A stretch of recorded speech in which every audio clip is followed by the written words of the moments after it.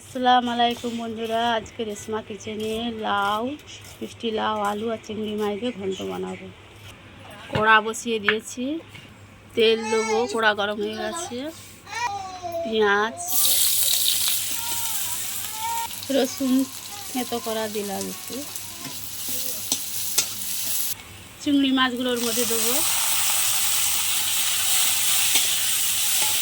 চিংড়ি মাছটা একটু ভেজে নিচ্ছি, এবার আনাজটা তুলে দেবো।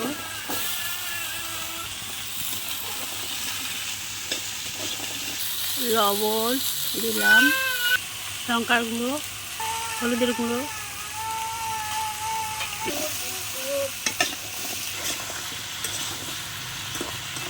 মশলা হয়ে গেছে, পানি দিলাম।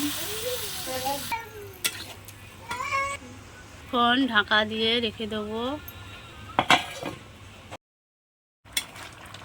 বাকি আছে বন্ধুরা, ঝোল আছে। একটা শিং মাছ পড়েছিল, এটা ভেজেও দিলাম। চিংড়ি মাছ, লাউ ঘন্ট।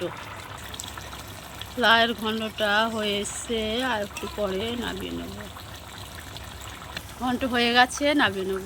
ঘন্ট হয়ে গেছে, নামিয়ে নিয়েছি।